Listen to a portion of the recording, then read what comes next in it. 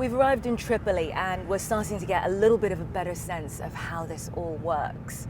Our contacts are telling us that essentially there are auctions 1 to 2 times a month and that there is one happening within the next few hours. So we're going to try and head out of town and see if we can at least get some sort of sense of how it works, where it is, and how this all plays out.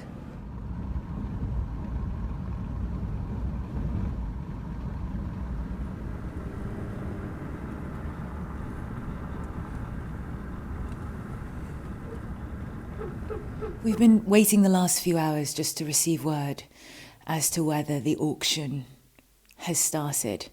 We now understand that there are 2 separate auctions going on in this town that we're in and in a town only 20-30 minutes away.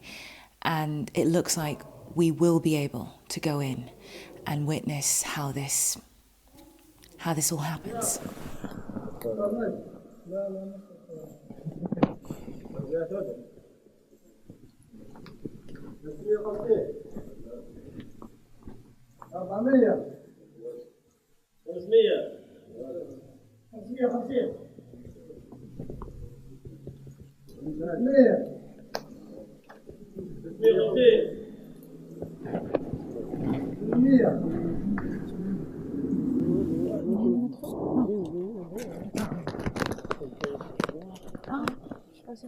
عشان نحكي شوية يعني بقدر هو مستمر المزاد؟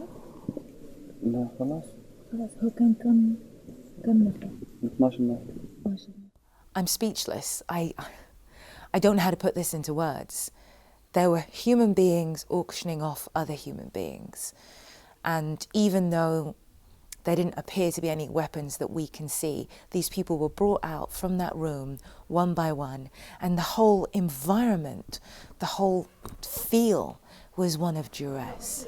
The utter casualness of that. I mean, when we walked in, there was clearly a lot of nervousness, a lot of suspicion, and people started covering their heads, but they still kept going, and they were referring to these human beings that they were selling as merchandise. Today is Wednesday, November 15th, the year is 2017. People for sale where lives are auctioned for $400. If you just watch that report, it talks about migrants being sold as slaves. Let me read some of this to you. Not a used car, a piece of land, or an item of furniture. This is from CNN's website. This is that report I just showed from CNN from this year. Not merchandise at all, but 2 human beings. One of the identified men being sold in the grainy cell phone footage obtained by CNN's Nigeria. He appears to be in his 20s and is wearing a pale shirt and sweatpants. He has been offered up for sale as one of a group of big, strong boys for farm work, according to the auctioneer, who remains off camera. Only his hand resting on the man's shoulder is visible in the brief clip. After seeing footage of this slave auction, CNN worked to verify its authenticity and traveled to Libya to investigate further. Carrying concealed cameras into the property outside the capital Tripoli last month, we witnessed a dozen people go under the hammer in the space of 6 or 7 minutes. Does anybody need a digger? This is a digger, a big strong man. He'll dig, the salesperson dressed in camouflage gear says. What am I bid? After getting people to bid on the buyers raise their hands as the prices rise. $500, $550, $600, $650. But the minutes is all over, and the men, utterly resigned to their fate, are being handed over to their new masters. This is unbelievable. After the auction, we met 2 of the men who had been sold. They were so traumatized by what they'd been through that they could not speak, and so scared that they were suspicious of everyone they met. Each year, tens of thousands of people pour across Libya's borders, these refugees fleeing conflict or economic migrants in search of better opportunities in Europe. Most have sold everything they own to finance the journey through Libya to the coast and the gateway to the Mediterranean. But a recent clampdown by the Libyan Coast Guard means fewer boats are making it out to sea, leaving the strugglers with a backlog of would-be passengers on their hands. So the smugglers become masters. The migrants and refugees become slaves. So it's a long report here on CNN that talks about modern-day slavery. We thought it was over with, and it's still going on as we speak. And it's not just going on here. There are other parts of the country that also have other nations around the world who continue to have this problem. Now, I thought this part was interesting, though. One of the detained migrants, a young man named Victory, says he was sold at a slave auction. Tired of the rampant corruption in Nigeria's Edo state, the 21-year-old fled home and spent a year and 4 months in his life savings trying to reach Europe. He made it as far as Libya, where he says he and other would-be migrants were being held in grim living conditions, deprived of food, abused, and mistreated by their captors. If you look at most of the people here, if you check their bodies, you see the marks. They are beaten and mutilated. When his funds ran out, Victory was sold as a day laborer by his smugglers, who told him the profit made from the transaction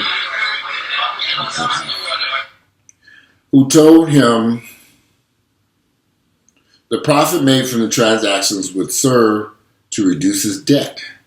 But after weeks of being forced to work, Victory was told the money he'd been bought wasn't enough.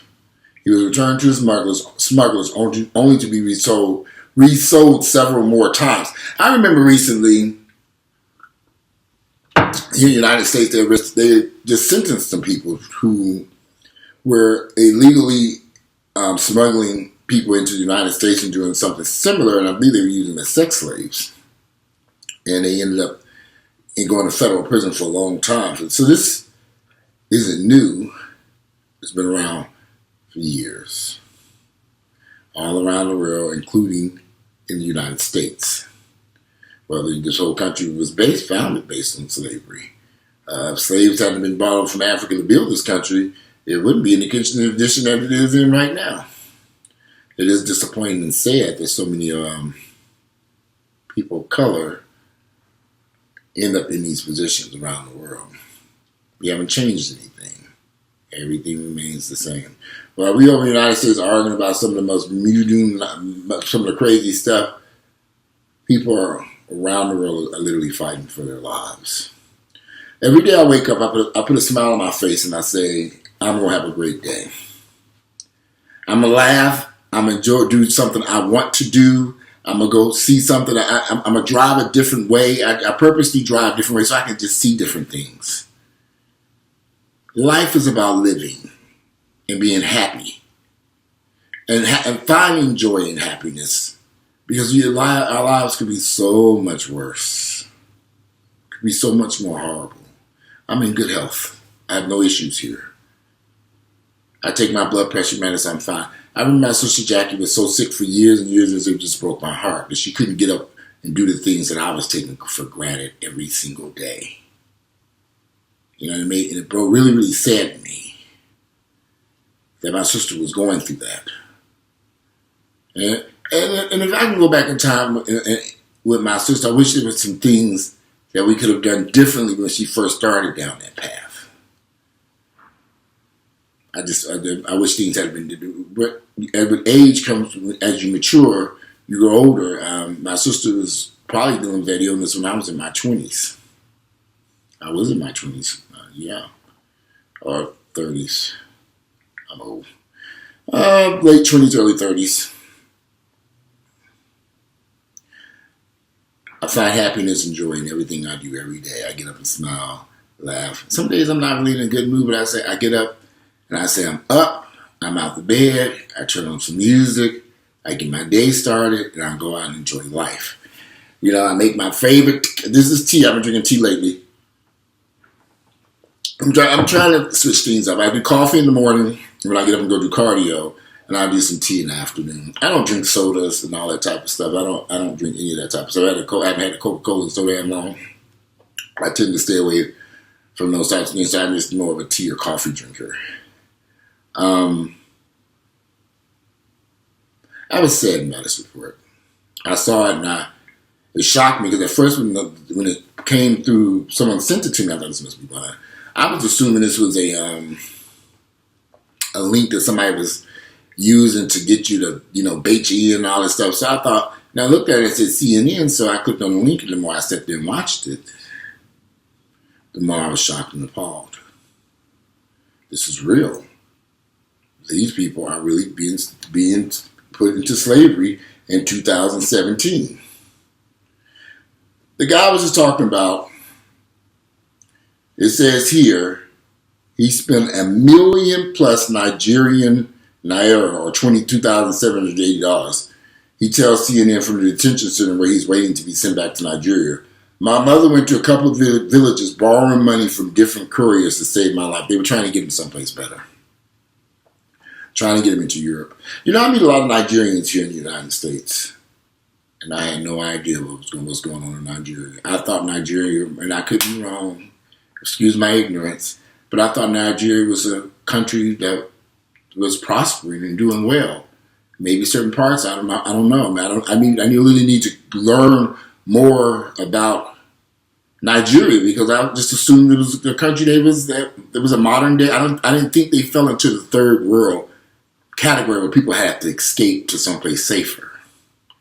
But after reading this, I'm beginning to see, I mean, a lot of Nigerians here, a lot of them. While many of his friends from Nigeria have made it to Europe, Victor is resigned to return home empty-handed. I could not make it, but I thank God for the life of those that make it. I'm not happy. I go back and start back from square one. It's very painful, very painful. He made us, gosh, I wish you could see these pictures. I'm going to try to put some of these pictures and videos in this report. Because I want you all, sometimes we don't know what's going on around the world. As sometimes we sit here in America and we think our issues, which we do have some bad issues, but our issues are not as bad as some people out in other countries are having it really, really rough and hard. I found this report to be just sad and tragic. I'm going to post the links to the video and to the report so you can see it. I wish it was something we could do. I really wish it was some way, somehow. I mean, I'm grateful CNN when he got this, went undercover and got this report. Now the question is, what can we do to end this practice? How can we end slavery in 2017? I'm going to answer to that one. But I'm going to put the links to the reports, and there's another video I'm going to try to add to this report. I'd like to hear you all's thoughts. And if you know anything, educate me. If you're from Nigeria or if you're Nigerian, what are the issues going on there? Because I don't know. I mean, what are the problems going on in that country that people are fleeing from there? Because I really did in today's modern society that the nation, the country of Nigeria, which is a country right on the continent of Africa, I know y'all will correct me in a heartbeat. Africa ain't a country. I know Africa is a continent. Nigeria is a country in Africa. I am very aware of this. I think I got that right. I'm pretty sure Nigeria is a country inside of Africa. A country, I don't think it's a city. So it is a country. So I'm very curious to see what are the problems going on there. And I need to start reaching out to my Nigerian friends. I have a lot of Nigerian friends who sometimes they call me on the phone, but the dialect is, I can't quite, you have to forgive me. So we tend to text a lot. And I'm a busy person, so when these guys are contacting me and we're trying to communicate, it's kind of tough to talk on the phone. So I'm most of the time in my car driving places. I try to talk to people there instead of texting and driving. But sometimes but the accents are so bad I can't understand what a lot of these guys. I mean, because for some reason these Africans are like Nigerians and Haitians, and they're drawn to me. And so for my videos, and I try to have actually meet them and have great conversations if I can understand their dialect. If they, that's about it. But no one has ever explained to me why they fled Nigeria. I just assumed they just came to the United States. They wanted to be here, and then we're probably going to go back home to Nigeria. I mean, I don't know. So I just assumed that they were. It was just, I'm thinking. I have never visited the country of Africa, and I really want to put that on my bucket list to do. I really want to go to South Africa. I always go around looking at these places and looking at the fairs. There's a couple of places I want to go in South Africa. There's a couple of places in Africa, on the continent of Africa, that I would like to see at some point in time. And it's not expensive to go to those places, just the flights are so damn long. I was like, it's a long ass damn flight. It's in that damn plane forever.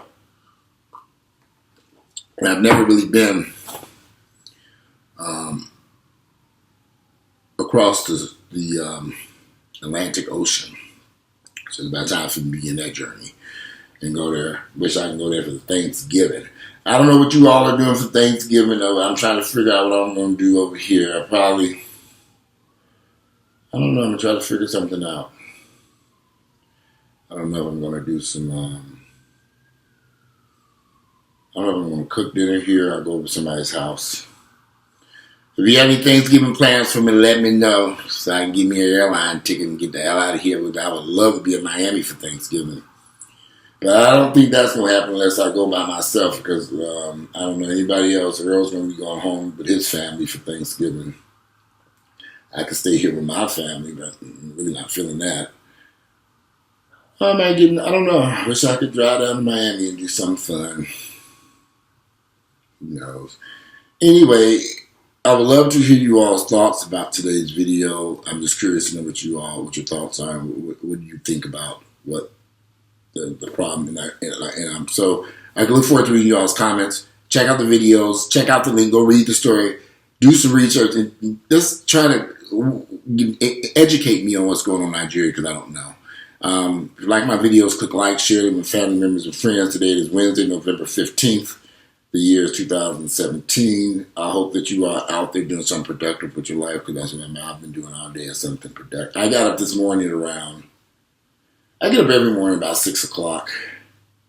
Jump out of bed, get dressed, run to the gym, do my morning cardio and abdominal work. I'm trying to get these abs together down here. I would like at some point I'm going to get my abs the way I want. I got the rest of my body the way I want it. I want abs and legs. That's my goal. To get them where I want to be happy with. But I'm grateful that I can get in my car in the morning time, safely drive down the street with a cup of coffee headed to the gym, put on my favorite music, get on the elliptical machine, enjoy life. Because sometimes things could be much worse. When you look at stories, tragic stories like this slavery auction, which is appalling and sickening, it makes you wonder what kind of world do we live in? Who would do this? What type of people are these? I'm not a religious person. I don't believe in demons and evil spirits and all this mess. These are just evil people. We're on an earth with people who are just, some people are not good. They're just evil, nasty people. They're not demons or spirits. Or I don't believe in any of that nonsense. There's some people, and it's unfortunate, but this world has been like this forever. You would think in 2017 things would be getting better for people around the world, but I see it's not. You would think in 2017 things would be getting better for us right here in the United States, but it isn't. It's like we're going backwards. Anyway, but enough of that. If you like my videos, click like. I'm out of here. Go out and enjoy your day. See you later.